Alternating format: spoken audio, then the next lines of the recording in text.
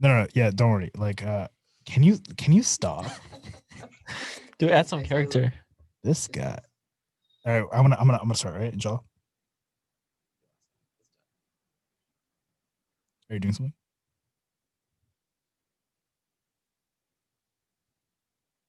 All right, are you gonna do something now?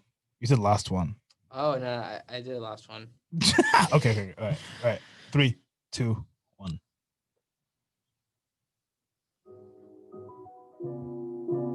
Assalamu alaikum. Okay, no, I feel like that was a little too much, but anyway, welcome to Not Another Muslim Podcast. This is episode 0, episode 1, 0. episode 0. Basically, we're starting a podcast, alhamdulillah, and we're here to just introduce ourselves, trying to understand why we're doing this, But anyway, who do we have? Sheikh Ibrahim. We have Sheikh Ibrahim. Yeah, we'll let you go first, Abe. Sheikh Shafaat, man. That mic is right next to your mouth. Background. That's not a virtual background, by the way, guys. That's the real thing. Oh yeah. Like basically, guys, Sheikh Ibrahim here. He's our religious scholar for the podcast. The Mad Mamluks. They have what's the name? Sheikh. Sheikh Amr. They have Sheikh Amr. We have Sheikh Ibrahim. Mashallah. Mashallah. We're at a very big disadvantage here. So. But yeah, man, let's introduce ourselves. So I'll start. So assalamu alaikum everyone. My name is Mubarrat. I really not much to me. Graduate of UT Austin. I think every single one of us. Yeah, we're all either in UT Austin or have graduated from UT Austin. Within that sort of like New Aces community. Currently in Dallas, working as a analyst. And somewhat involved in different like Muslim community spaces. And my hope and like I guess my intention with the podcast is just to really understand different Muslim stories, right? And not like the typical stereotypical Muslim story, right? And we'll talk about that in a bit, but like let's go through, Khalid. I'll start. Bismillahirrahmanirrahim. Assalamu alaikum everyone. This is Khalid. I don't know whether to look up Mubarak or the camera, sorry. Anyways, this is Look at the camera. I'm a UT alum, as Mubarak mentioned. I am from the Dallas area. I hope some of y'all know me. If you don't, you're probably in a better place. I'm just kidding. Anyways, self-deprecating circus. No, but yeah, I am currently working as well. I was involved in the Muslim community in Austin. It was kind of like my first experience, and it kind of led to why I was very excited to do this podcast. Was kind of like to learn the different backgrounds of different Muslims. And kind of see, what they did or how they got to their position. Inshallah. Shafaat, I'll hand it off to you. Assalamu alaikum, everybody. My name's Shafaat. You can tell Shafaat's like struggling because like there is no everybody, right? So he's like, "Assalamu alaikum, everyone." But who are you really talking to? He's talking to the audience, dude. Just because here's the thing: good YouTubers, they talk to the camera. They don't talk to. This is true. Anyway, audience. Just go. Shafaat, sorry. You just told them it's not being recorded live. It's not recorded live. Okay, you're gonna tell them. Okay, so they know. Yeah. I thought it was a secret. No, it's fine. Just keep going. Introduce yourself. Okay, that makes me feel a lot better. I was like, hey guys, that people aren't there. Okay, assalamu alaikum. My name's Shafaat. I'm from Dallas. Background about me, Bengali, and that's the most important thing. I'm Muslim. That's the second most important thing. I don't know what to say. There's not, yeah, like everybody else said, I guess there's not much to me. He's a great guy. Yeah. Am I gonna have to give Shafaat's bio along with my bio? Yeah, please. Can you? Yeah. Man, assalamu alaikum, everybody. We could do that. We could give each other's bios. That's cute. My name is Ibrahim, but I'm gonna talk to you about Shafaat today because Shafaat's either gonna be self-deprecating or he's not gonna talk. So Shafaat is a senior at the University of Texas at Austin studying engineering, and not just any engineering. Shafaat, would you like to tell them what engineering you're studying? Electrical engineering, guys. Please make dua. I'm about to fail my exam. I actually already failed my exam. Oh yeah, but seriously though, make dua for this man, especially those of you who don't know him. If you don't take probably already asked everybody else that he knows. And who are you, sir? Abraham Who am Javed. I? Yeah. Oh man, now we have to get to that part. Pull out the hat. My name is Ibrahim, but to everyone on this call, I am Abe. I am from the great city of Beaumont, Texas. For those of you who don't know where that is, you should let it stay that way. What do you say, Khalid? So Google it. Yeah, no, don't Google it. I still don't know what Beaumont is. Not gonna lie. It's for the best. You guys will pass it on your way to Louisiana at some point. It's good. But yes, I like Shafaat, am the student still at UT, studying accounting. So Yeah. if you thought Beaumont was boring, what I study is just as boring. But why I am here, I'm pretty sure Mubarrat will touch on this in a bit, but this podcast is supposed to be not about us four really, but more so about the people we have banter with. So we're hoping to bring some interesting people on. I know we already talked about some exciting people that we really want to listen to, and that's the biggest thing that we want to sit here and cultivate some meaningful conversations, because that's something all four of us enjoy. Even though we're some fools sometimes and we could say some goofy things, so there will be a lot of edits made, I imagine. That's correct. But we hope to give you guys some meaningful content. So that's why we're here. Inshallah, Inshallah, inshallah. inshallah. So I want to pose a question to everyone, if that's okay. The podcast is called Not Another Muslim Podcast, and there's a reason for that. Really twofold. First, there's a lot of Muslim podcasts out there, like an ungodly amount, and I feel like a lot of them are not all that creative. And I'm gonna say this in like, hopefully, inshallah, Hey, be nice, please. yeah, hopefully none of these like hosts actually like listen to this, because they'll be like, yeah, We're not that relevant. We'll be fine. yeah, we're probably not that relevant, so inshallah, like it'll be fine. But I enjoy all of them. Like the Memo Lukes, I listen to them a lot. There's like Ziad Dada Boy's podcast, which is like isn't Mo quarantine though, which is like funny. And there's like some like Salam Girl and a bunch of them. Ilm feed, right? Oh yeah, Ilm Fleet too, which is really good. Like podcast. oh, the Column podcast is like just basically everything Column does in audio format. Great idea. That's my kind So I of don't know if it's a podcast. Like That's a fake podcast. if they put Hangouts on like the Column podcast, then it'd actually be a podcast. But for some reason, they keep the Hangouts like everywhere else except the podcast. But yeah, like we're calling it not another Muslim podcast because it's literally another Muslim podcast, right? So it's kind of just like, why are we doing this? It's kind of redundant. But also I feel like what we're trying to do is like have a slight twist on it, in the sense that all the other podcasts, they're pretty like conventional, in the sense that when you listen to them, if they have guests or the subject matter they necessarily talk about, it's kind of like stereotypical like general Muslim community, right, stuff, right? Like, and I don't think it's a bad thing, but like when you listen to like the Madam Luke's, it's like a bunch of like 30-40-year-olds that's talking about like the general. And he's just going down at it. No, dude, like I love the Madam Luke's. So sorry. Like I have like half the hosts like added on Facebook. Like we don't know each other, to be honest, but no, dude. Like, but like I listen to them like a lot. I remember like discovering them a couple years ago, and like I've like listened to most episodes, and like they're really great, mashallah. But it's just like when you think about like a lot of the Muslim content out there, it's like covering like only 10% of the issues that Muslim communities go through, right? And when I mean Muslim communities, I don't mean like the stereotypical like masjid community. I'm talking about like, and I say this statistic a lot. Like these guys know I literally say this statistic like every single like day, basically. But in 2011, like CARE did a survey, and like the major Muslim herds like California, Dallas, Houston, Michigan, New York, and like the results of the study was that only like 10% of Muslims actively engage themselves within the masjid community, right? And that's like Jummah. So when you think about it, right, like all these things that we talk about in conventional Muslim spaces, like masajids or like Muslim Twitter or whatever, right? That's literally only 10% of the issues, right? So like, I don't know. I want to be able to like understand stories and people and like people's experiences of the rest of the 90%, right? And we recently like this isn't the first podcast we recorded, but I think like if anything, the podcast that we recorded previously with Hanan, right, which will come out like after this, was telling of like how much we really don't know in like of certain issues, right, especially when it comes to like hijabs or part-time hijabis or like issues of like what was it called? Belonging. Yeah, belonging. Right. And that's just like one aspect. Right. And like I imagine I wonder like on which other spaces, right, that isn't necessarily mainstream Islam. Right. But I want to pose a question to y'all. Right. What does it mean to be Muslim? Right.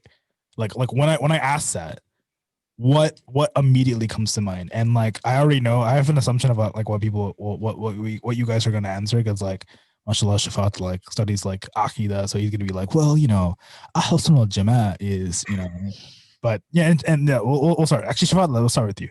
What does it mean to be Muslim? And it's like one of those interfaith questions. What does it mean to be a? Oh, throwback. Actually, I remember the answer I heard when somebody gave it. Islam means peace. And, So to be Muslim means peace. To be peaceful, please. but So please, this is a have you tough seen me? I don't know if I can answer this one. Well, And, it's your. I mean, to say like, I'd say that the shahada. I think that's the. What does that mean? I mean, I translate the Arabic, but to worship one God without partners, and Muhammad Sallallahu Alaihi Wasallam is the last messenger. Yeah, see, that's a very theological answer. I But don't know, you guys- look, I don't think it's wrong. Like, it's a correct. it's answer. actually probably the most correct answer. Yeah. That's what I'm here for, guys. Yeah, we have the our resident theologian, mashallah. Mashallah. Shafaat Ahsen. Man, we're in bad shape, Abe. Yeah, I'm it the was. scholar, I'm the theologian. That's funny. All right, Khalid. Bismillah. Honestly, I feel like my answers would be really technical. Wait, are you a theologian too? No, I just honestly, I would if I had my iPad, I would just look at my notes of what Call us any Colin. class I've taken, what they said, what is Islam, just kinda Yeah, read that yeah, out, yeah. if I don't have that with me right now. So, I mean, I feel like you just to just believe / act in the 5 pillars of faith. Yeah. If you don't Like, know what those are, you can Google it, by the way. Be a basic Muslim, basically, right? Like, just like the faith has like certain like like requirements, and Yeah. if you do them, It's a spectrum. yeah. Yeah. So Yeah. I mean, you do the 5 pillars, inshallah, you'll be Gucci. Inshallah. Inshallah. Abrahim Javed. I don't disagree with anything they said, my resident theologians, but as the least Islamic literate person on the call, I would say that my answer would be being a Muslim means loving Allah. And I think that if you love Allah, then you will submit yourself to those 5 pillars, to that theology Shafaat talked about, and you'll submit yourself to be on a podcast and listen to unconventional Muslims, because you'll better understand how to love him through those people, hopefully. Man, we should ask this question before so I could copy that answer. Yeah, man. Yeah, Abe has the best answer. So, Mashallah, far, great mashallah. answer. So like, yeah, I'm inclined to think like, actually, this is one of the things I've always struggled with, like to understand like what it necessarily means to be Muslim. Not in a theological sense, because like theologically it's pretty standard, right? Yeah. Like as people that study theology to an extent, like I mean, Abe, you're taking a Aqidah class right now. People in the room and right now in the podcast have taken Aqidah classes, and like the minimal definition of being a Muslim is Ahl Qibla, right? Like that what like those that testify that Allah subhanahu wa ta'ala is one, and there's no other God other than him, and that like there's a finality of the Prophet says, and he was a messenger, that prays right within the direction of the Qibla, and like assumes like what the Sharia necessarily dictates, right? You're Muslim at the end of the day. But here's the thing, right? Like it what's interesting about modernity is that I don't know if like everyone that would consider themselves to be Muslim, right? And this is what I initially mean. What's the difference between like what is like the standard like Muslim definition, right? The theological Muslim definition versus like those that consider themselves to be Muslim. It's like, like you have people, right? They probably are the majority, right? That like are not necessarily inclined to like pray, are inclined to fast, or inclined to do like, like the conventional like Muslim requirements, right? But they have like a strong affinity towards faith. Like they really consider themselves to be Muslim. And what's really interesting is that where I'm gonna contextualize this to an extent.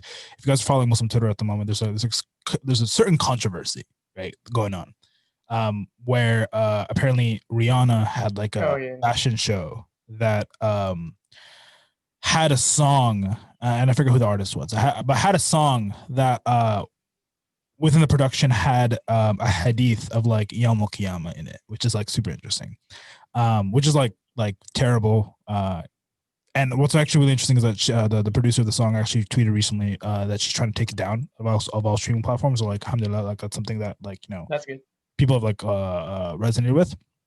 What's really interesting is that like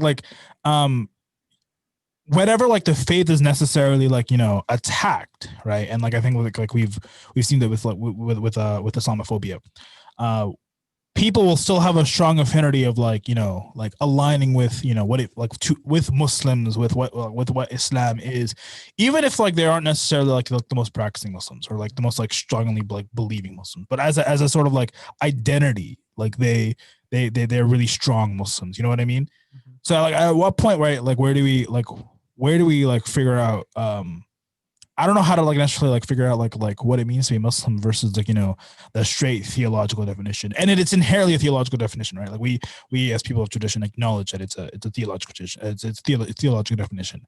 You can't be like, you know how like you have those like goofy Sufis that are like, I'm a Sufi and you know I try to approach Allah subhanahu wa ta'ala, but you know like Muhammad and like yeah, we don't need that, right? Like goofy Sufis, to be honest. Like not to like, you know, call out any goofy Sufis out there, but traditionally, right, like in order to be a Sufi, you have to like align yourself with the Sharia. But like how do you reconcile the sort of like theological definition, right? Like to be Muslim is basically to engage in the Shahada and like, you know, acknowledge the requirements of the faith, what Allah subhanahu wa ta'ala has prescribed upon us.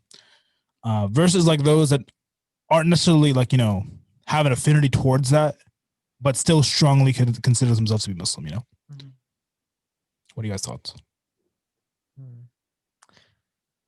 a great question. I feel like I've experienced some of those people throughout my life. Obviously, like I don't know what they do, you Yeah. know, I feel like college is like the biggest like college, and maybe just I guess back home as well. Some of my friends growing up in like high school and all that. Again, I didn't know the extent of what they did, you know, after, you know, our interactions when they would go home or whatever. Yeah. But like some people, especially like say when a certain situation happens, like you mentioned the whole Rihanna thing, like they'll like stop, like they'll jump in, like they want to be like, you know, defending, supporting Islam. Oh yeah, yeah. And from some people you would not expect it, Right. which is kind of cool, honestly. Dude, yeah, there's been moments where like remember the whole Muslim ban, like the moment the Muslim ban actually happened, Mm-hmm. and like Sheikh Omar like tweeted out, it's like if you're Muslim, go to like the airport, right? Bro, there's some people I saw there I did not even know were Muslim. Like I knew personally, I did not even know Muslim. It was kind of wild. So yeah, I don't know. Like you mentioned, you can't just like pull out a rubric and like, could you check these boxes? Okay, you're good. Yeah, Like you're officially like check box. that's not our that's not our thing to do, right? Yeah. No. So I don't know. It's a great question. Yeah, I feel like there's like everyone in their head kind of had like a different idea. Maybe in college, I guess I saw that more, but even before then, like religiosity versus spirituality, maybe. Where like, you know, I may not pray 5 times a day, but I'm very and that might, I don't know the statistics honestly, but I'm sure like they released them from that study you're talking about on like the average Muslim who prays like Fajr or prays 5 times a day. But that doesn't mean like some people may not be very spiritually inclined, right? But I think that there was also a time period where people didn't want to be viewed as such, and it may still be prevalent that like people our age don't want to be looked at as that religious person, like Mubarrat's rebranding right now. But dude, like because like it sorry comes guys, off I think I'm as an if imam. Like it's exactly kind of, like apparently religiosity and condescension became like one thing at some Yeah. point in time, and so people really didn't want to be religious, they just want to be connected to God. So they, I guess tradition became like a stigmatized thing, or like submitting yourself to that.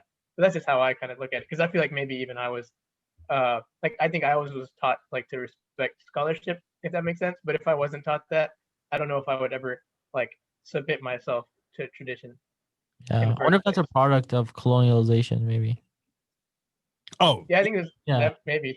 definitely is, right? Like yeah. I'm no historian. I'm just well, I mean, I like watch some YouTube videos. That's really it. I think there's an assumed like dominant culture within America, right? Like to be the stereotypical like Western sort of figure person can be antithetical to what it means to be Muslim, right? Mhm. Like I mean, like the biggest example is like probably like this Rihanna thing that's going on is that there's a level of sacredness that we have towards the words of the Prophet, Yeah. right? Like it's not cool to use that as a sample, to sample that within a song, Yeah. right? Even though like it sounds like beautiful, whatever, right? But I mean, like traditional like Western sort of like ideologies, they don't have like a sort of like Boundary. understanding of sacred, like what is sacred. Yeah. So yeah, I mean, like there's moments where it's like to be Western or to be American is diametrically opposed to what it means to be like, like Muslim to an extent, right? And that's I think where like the massive identity struggle is. And like Shafaat, you probably know like what identity struggle initially entails as a psychologist, mashallah. So Resident psychologist as well. MashaAllah, MashaAllah. Anything you guys want, I am. I'll cook, I Can you cook? MashaAllah, MashaAllah. all right. But also, I think we don't want to make it too broad. Like, you don't want like you mentioned, like it shouldn't be like there's no rubric, but also like, it can't be all encompassing. Like, no other person can be like, hey, I'm Muslim, but like they don't even like the very, very, very, very bare minimum, whatever that may be. Yeah. You know I mean, what like, and this hopefully we won't get canceled by saying this, but like, to be frank, right? Like, if you say I'm Muslim, but you don't believe in Allah, that doesn't work. like that doesn't work. Yeah, you just like it literally doesn't work. It doesn't work. Yeah, like literally, like that's not to be like, oh, like you have to. We're not like some part of some sort of movement or group. Yeah, like, there's just some facts to something. I mean, yeah, I know. Like, I know some people are want to be inclusive. It's like, oh, we got to make sure we got to be inclusive to everyone, and which I agree to an extent, right? Like we should be non-judgmental as much as possible. That's part of the sunnah is to be non-judgmental, be merciful, right? But like you also have to be like like rigid when it comes to certain things, and it stops somewhere. Like, it has to stop somewhere. Yeah. So if someone comes by and it's like like I think I'm Muslim. I think like the lifestyle is really cool, but God, I don't really believe he exists. And like, it's like step one to like consider yourself to be Muslim. Yeah. Right? So like, do you guys think that like maybe like everyone talks about how America is like a rugged individualism society, like everyone's kind of worried about themselves. Like, do you think that's been kind of what is pushing people away from like religion as we know it, or as we knew it, perhaps? Because they think like they're in charge of everything. Everything they did is because of their own. Yeah, like Yeah, that's right. Like, for example, if I did something stupid, like Islamically, I would think that one of you three would say something, right? Mm-hmm. But let's slap you. That's it. Yeah, exactly. That's like hey, no one heard that, but that's like something is like a part of brotherhood in Islam, right? That you, at the end of the day, like you do expect some sort of accountability, while you don't expect judgment. So I think like at some point you have to allow yourself to be like held accountable or held to account by your like community, but being individualistic as we are, and like I know I have to unlearn some aspects of that. Like it's hard to do that. Yeah, and it starts pretty young too. Honestly, you'd be surprised like the individualism idea. Like, so there'll be some little kids out there. They're like, don't tell me what to do or don't judge me. I'm like, dude, how do you know this stuff? That's scary. Yeah. Your little brother. Yeah. Huh? No, my brother. Oh, you say my little brother? My little brother's only 2 years younger, so alhamdulillah, it's not too little. She's only 2 years younger? Yeah. Shafaat, you were gonna say something? I was gonna say like they teach that in psychology class too, like that like Western society is individualistic, whereas if you go to our home countries, it's like a collectivist society. Yeah. It has like pros and cons, but it's part of our core values. It's something that's old. What are the pros? And pros are like freedom and independence and all this stuff. Yeah, what is that? But I mean, like communism versus democracy, kind of, like that whole. It's everything. It'd be kind of cool to see like when this is like probably a different topic, but like to see when the shift happened. As of recently, I've been really interested in kind of like World War I era. And I feel like I don't know if that was the exact point. Maybe even before. Maybe like French Revolution. I don't know. So what's actually really interesting is that that's one of the things that like my high school English teacher like that's like his like analysis when it comes to like wars is that wars or massive world-changing events are sort of catalysts for a upheaval of how society is understood by like the individuals within the society. Yeah. Right? Like for example, like we're in like COVID right now, and honestly, guys, like and this is gonna be like this is an entire podcast episode on itself, but with like COVID and the election season, and just like all the potentials and that surround all of that, right? I'm actually very scared about like things that might like roll down. Oh yeah, I'm looking for a house in New Zealand. I don't know if anyone out there has any recommendations for houses in New Zealand. Let me know. I shared this link with Abe. Do you remember it? The fall of the Roman Empire. Oh my gosh! But dude, the Roman Empire was around so much longer. I know, but there's like some symptoms, bro. United States is like That's what I'm saying. Look, dude, I'm not even joking. Like, it got to a point where like my me and my boss were like we're getting to a one-on-one, right? Mhm. And he was like the whole first half, he was like talking about like, man, I'm just scared about this election and the economy. Like, I'm preparing to like make like certain shifts with like, you know, what I do and what the company does. I'm saying like, so like, how does this fit into like my career growth? No. But it's just like really interesting because like I think it's like top of mind for everyone. Was that Is his was that his nice way of saying you're about to get let go? no? Tell him Was, that. was that your one-on-one or his one-on-one? Mubarrat, I think you gotta take one for the team. No, Charlie not. But no, it's just like what I'm saying is that like I think the shifts when it comes to like collectivity and individuality happen like at points of like where there were like massive world changing events like World War One, right? And and honestly like I see that happening probably within our lifetime because of where we are right now. Turkey, inshallah. Oh, you're gonna move there? Canada, New Zealand.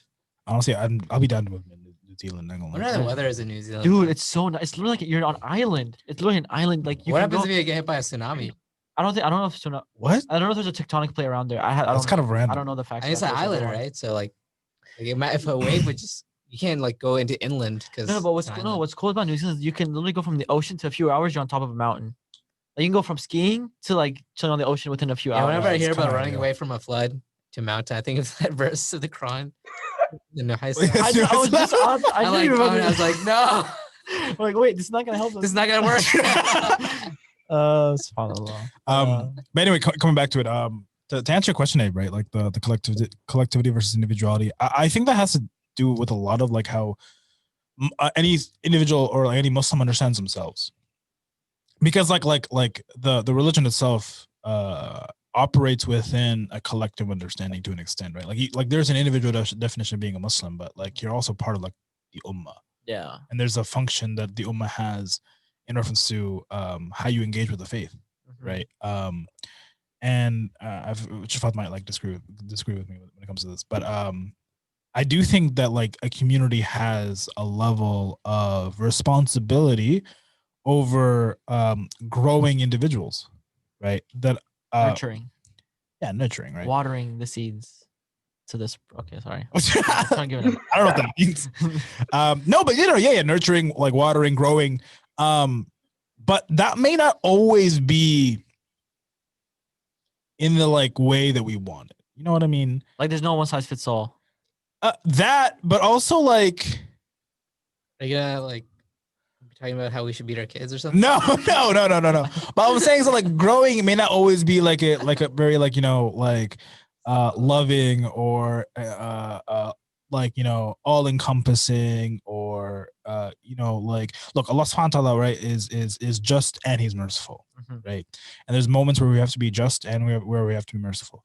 And like honestly, right, like probably within like conventional Muslim society within America, we've been a little too just sometimes, and I don't know if I'm merciful. I'll acknowledge that, right?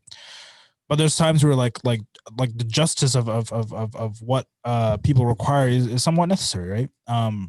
Like for example, right, like one of the reasons why like the Sharia has certain consequences for public sin or like public infringements of rights is not because like it wants to particularly or in first priority punish the individual, but it's to make sure that it's understood collectively that like certain things are just not okay, right? Like there's a collective harm that could happen if we make things like zina or stealing just like acceptable publicly, right? So like, I mean, like there are moments where like we have to acknowledge like what is good, what is bad, and just like 10 people to like just do what is good, right? And sometimes like individual societies are like, you know, look, as long as it doesn't like harm someone else, or if it only affects me, then like it's whatever, right? But like that's just not how we roll. Yeah, what are you doing to help other people? Like that should be the question, not like what am I doing to state to myself. Yeah. What do you mean, Abe? Like, say more. Like, you know, you said like I'm not harming anyone, so why is anyone worried about what I'm doing? Oh, that's, like, right. the prevalent thought. Yeah. But like you're part of it. Evolve. yeah, you're part of something, right? Like, yeah, it might, you like, let's say like you're engaging in like something that you might not be engaged, like you should be engaging in, and it's like it's not harming anyone else, right? But you're part of something. We're all part of like any level of community. So what are we all doing to actually help everyone to like find Allah subhanahu wa ta'ala or like spiritually develop? Yeah. Let's take a shift. I want to ask a question, and just for the listeners right now, everyone in this podcast is a very stereotypical Muslim. Like, just to be real, right? Like Abe was president of Nuesis. This is What's work. that? His dad worked at the masjid. What? Your uncle works at the masjid, right? Your uncle works at the He masjid? runs the masjid. Damn, bro, how you gonna expose me like that? Like, yeah, Abe's dad is apparently the godfather of like Beaumont. So like mashallah, he has like a Mufti Taz's best friend. all three people there. Wow, mashallah. Shafaat, mashallah, like he went to Bayina and was education director at the masjid as well. And like dude, he's always the most Muslim guy I know. That's a problem. He said it like an insult.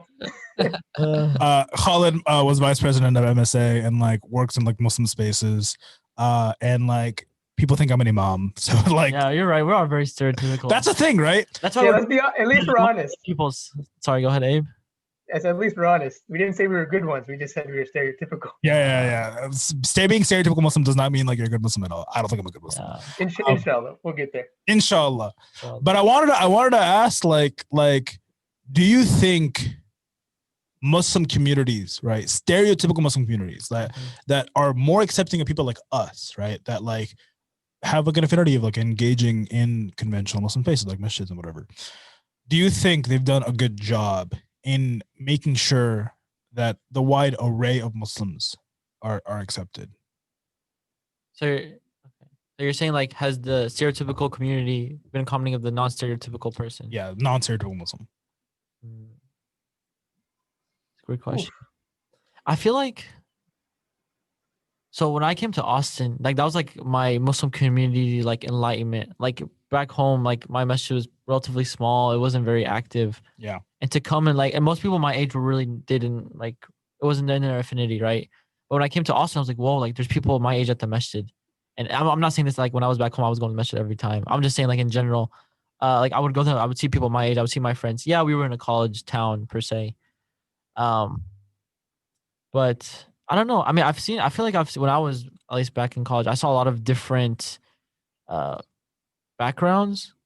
Maybe because that was, well, You didn't like hang around Muslims college, right? before or after college? Or before college? Before college, there was only, my high school, there was only like 4 Muslims. And but then when I was in college, that's like more than I expected. I feel like Sunnyvale would only have like one Muslim, that'd be you. That's funny. But no, when I was in college, I only hung out with Muslims because like, oh wow, this is great. Because it was like I had like, I guess, yeah, I had like there was just so many. I was like, well, this is great. It's like so many Muslims around. I don't know. I mean, I didn't really answer the question. I feel like you I haven't really. I don't know. All I've seen, what I've been part of back in college. Again, this is might be because it's a college town, and you know, there's more student-run activities. I felt like there was more of a diversity than I expected. But when I come back home, it's definitely there's really not a diversity at all. It's yeah, dude. Yeah.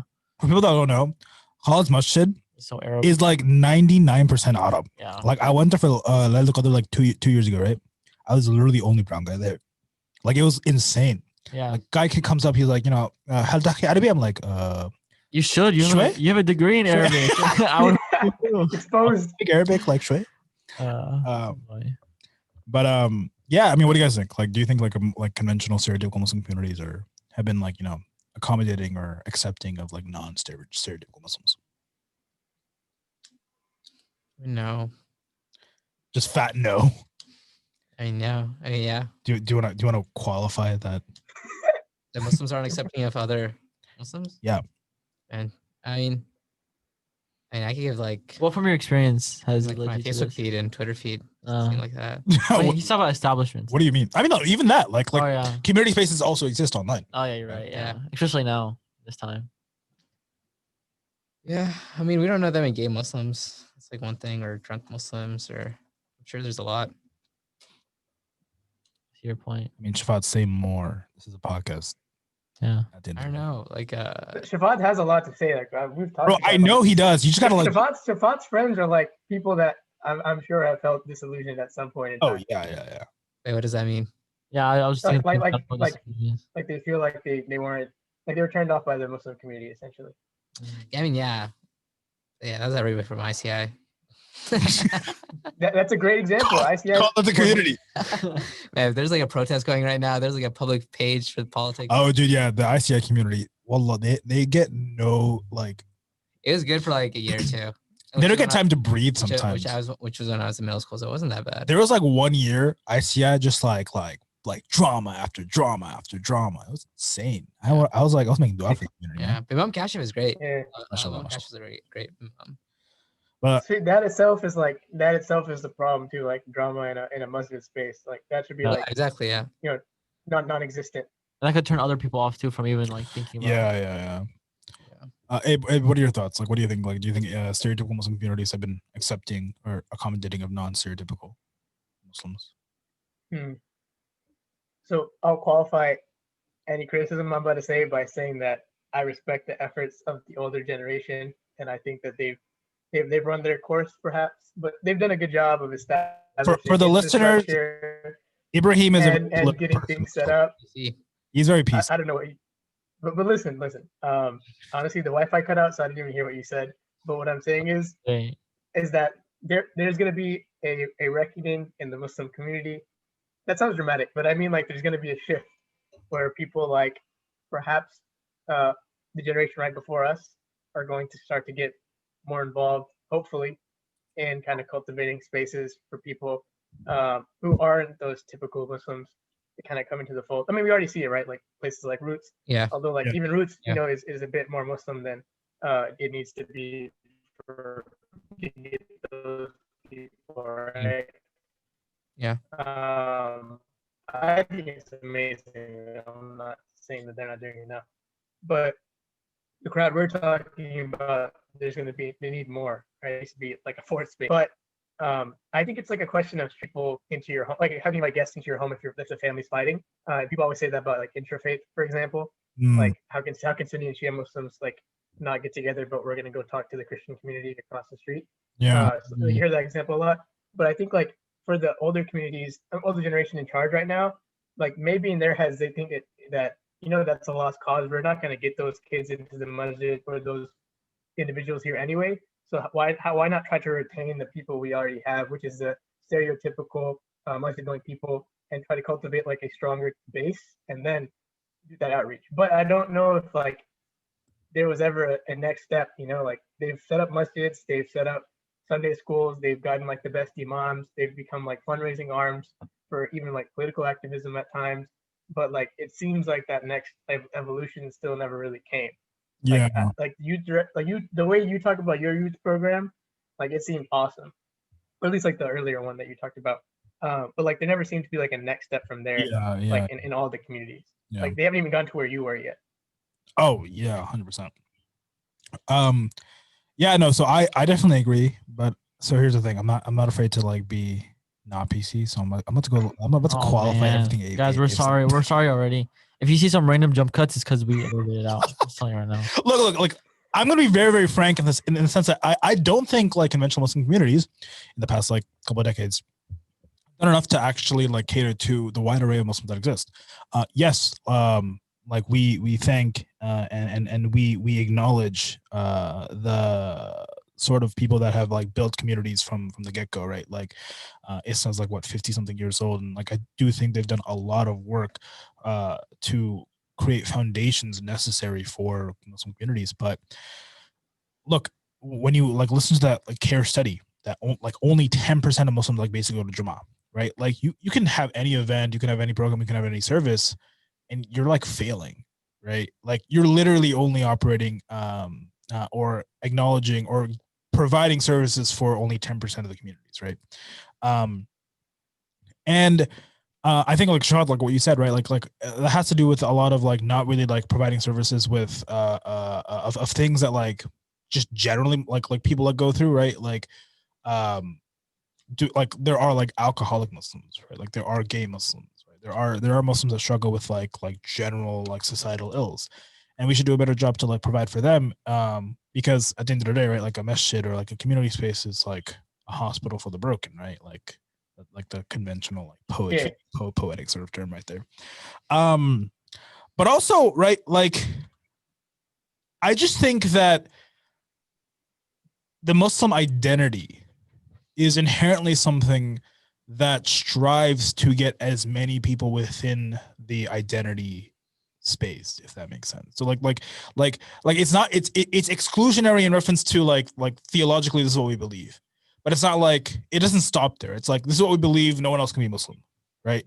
It's like this is what we believe, like let's get as many people to like become like Muslim as we understand it, as that's something that like, you know, Allah subhanahu wa ta'ala loves, right? Like there's like the story of like Umar radiallahu anhu, and he was Khalifa, right? And I'm forgetting which like Sahaba actually like left Islam, but after the Prophet had passed away, a Sahaba had left Islam. I think like moved to Rome, and when he would move to Rome, he like was able to basically like become like one of the he was able to like get in the higher echelons of society. He was like able to like become like, you know, like very like top within like the Roman society, right? And someone amongst like the inner circle of like Umar who traveled to Rome for like some sort of like political or business like sort of like dealing. When he went to the Roman Emperor, like basically like told him, oh, like, do you know this person? He used to be Muslim. He's actually living here now. If you want to talk to him, go ahead, right? So like this one of the followers of Umar, one of the sort of like Sahaba, goes and talks to this other Sahaba or former Sahaba, right? And asks, he's basically like, you know, like catching up, and then he asks him, oh, like do you guys ever wonder if you'll think like I'll come back? Like, do you guys wonder if I'll come back to like be a Muslim again? And the other person, I wish I had names, man, because like it's much more easier to tell the story if I had the names. But basically like the guy that is Muslim, right? Like the sort of one of the officers of Omar responds to him by saying, yeah, of course, like the number one thing we'd want is to have you back, to have you a Muslim again, right? Which, first off, like that sort of like mentality, I don't feel like we have anymore, right? To be like, look, like we want to make sure that everyone is able to like come into the fold of Islam and to be like, you know, like we believe like you know that as Muslims, like we're all brothers and sisters, right? Like to be part of this like sort of like theological family, right? So when he was saying, yeah, like the number one thing we want is for you to come back, right? The man that had left, the story goes, it's like, okay, I have a couple preconditions, and he was like, first, when you go back to Omar, tell him that one of my conditions to become Muslim again is to have one of his daughters basically like marry me. And he saw like one of the officers of Omar like wrote that down. He was like, all right, like that shouldn't be a problem, but like I have to obviously like get that checked by him. And then like the second condition, he was like, all right, I have a second condition. Second condition is Omar has to like step down as Khalifa, and I have to be the follower. And like obviously, right, like one of the officers of Omar, the follower of Omar, was like, I don't know if that's like something we could do, right?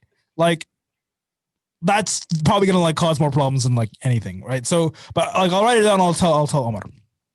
So like one of the Sahaba, the followers of Omar, he basically leaves Rome, goes back to Omar and tells him what happens. And like the discourse is so interesting, man, because like this really exemplifies what the son of the Prophet said, and what the son of like what of being as inclusive in the sense of like making sure that like our priority is to get as many people within like the fold of religion as much as possible is.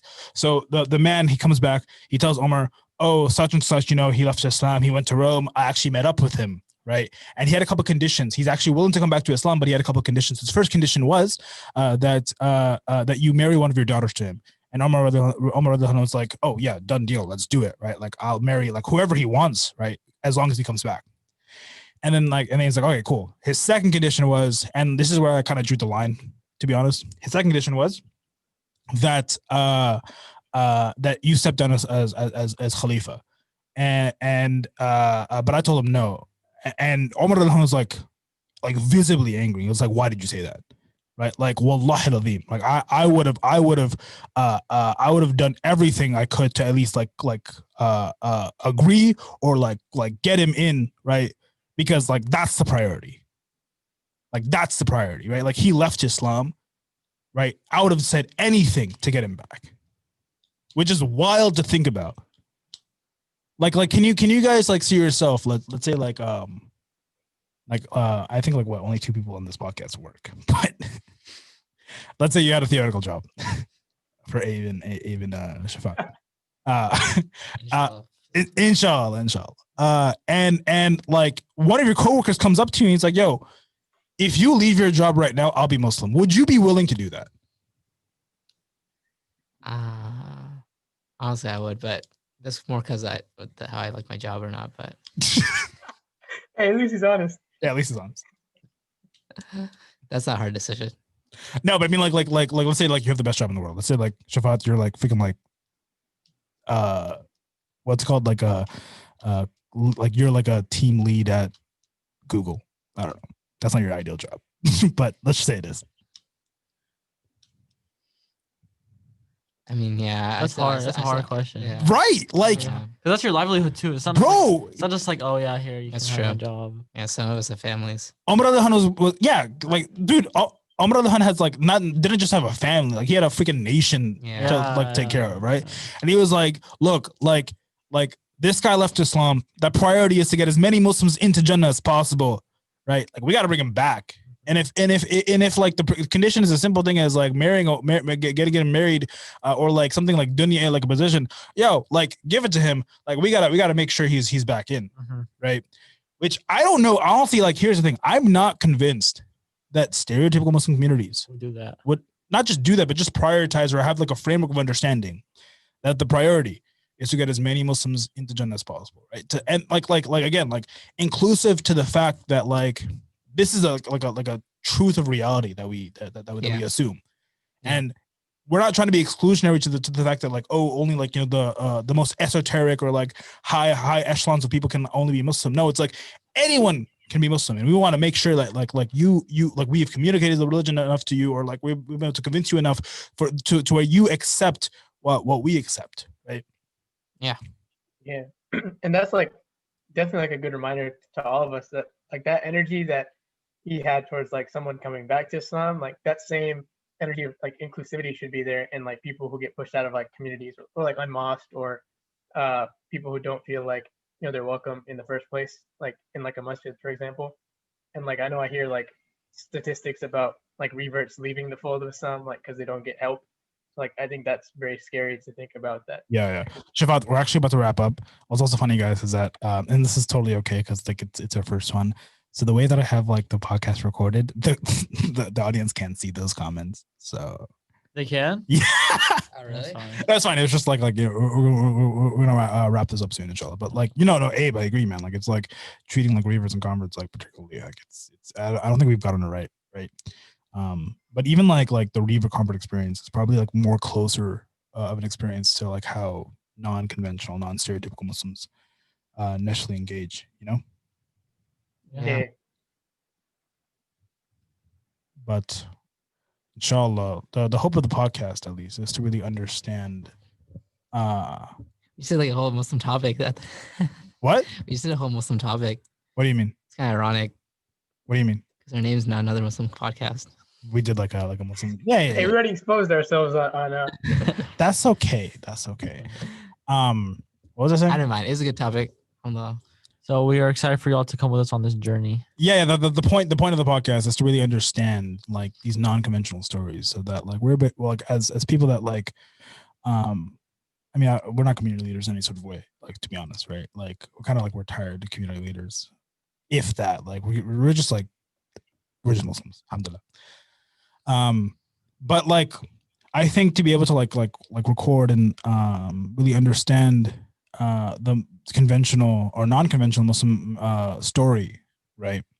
Um, is beneficial because like then people are able to really understand the wide array of identities and experiences and stories that Muslims have, right? And with that, like as people, either within community spaces or not, right, are then better able to like tend and sort of like contribute or what's the word I'm looking for, like to be better able to like really just like take care of like anyone within the Muslim fold or that wants to be in the Muslim fold, you know? That makes sense. Yeah. All right. Does anyone have any concluding thoughts? Can we tell them who's coming next, or is that going to be a TBD? Surprise. It's a surprise. It's a surprise, Surprise. inshallah. But basically, who's coming next?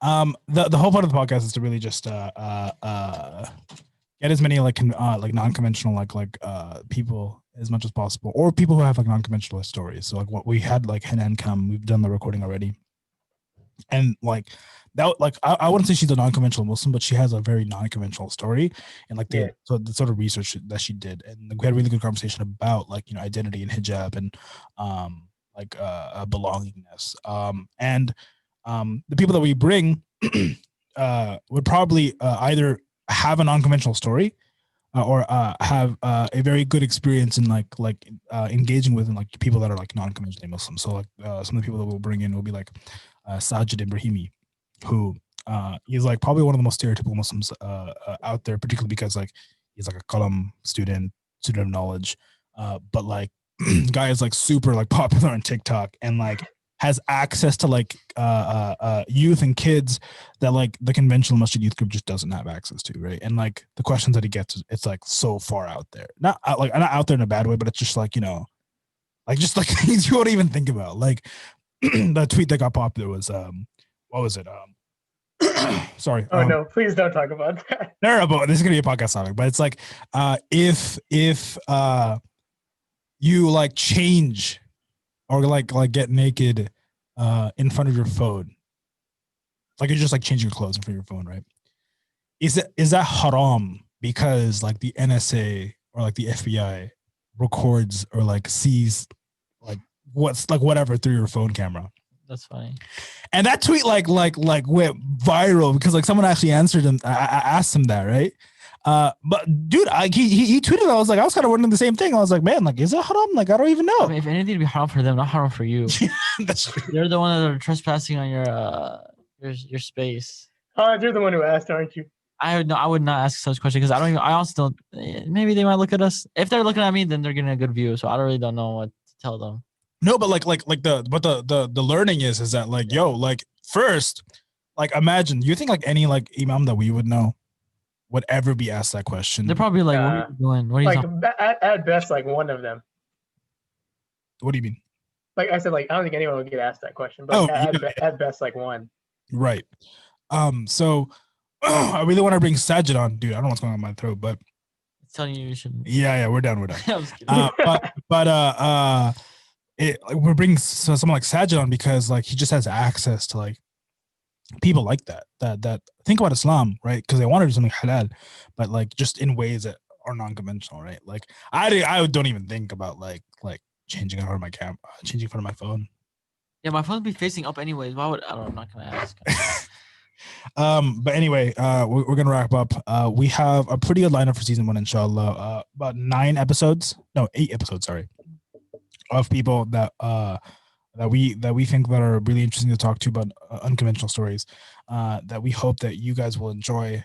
Primarily through at Not Another Muslim Podcast on Instagram and on Spotify and iTunes podcast, inshallah, and maybe YouTube. We'll see. I don't know. This is kind of a process. This is like we're all just doing this for fun, alhamdulillah. But any of you guys have like last minute thoughts, last minute questions, comments, concerns before we wrap up? Not really. I would just say that even if you did not enjoy this first episode, I guarantee you that you will probably resonate with at least one of our tastes, and we all collectively came together to pick these speakers from like a pool of people. And I honestly think they'll be a lot more interesting than we are. So Oh it's yeah, not yeah, yeah. for us, come for them. This is not a rule. This is not like a meter stick of how the podcast will be. Our guests are Absolutely, we won't be talking this much. Dude, yeah. Like, if here's the thing, like, subscribe or like follow the podcast from the sheer fact that the 4 people that are on this podcast right now won't be talking. we're talking the least. Yes. Just like 100%. Like, I'm more interested to have our guests like talk the whole time, to be honest. Yes. Agreed. All right. Well, 100%. inshallah, we'll wrap it up there.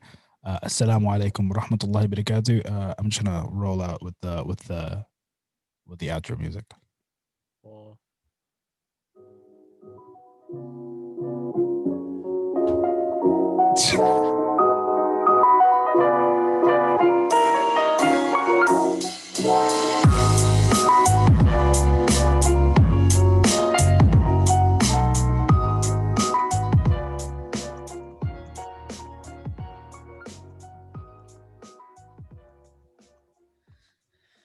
oh man, my ear hurts.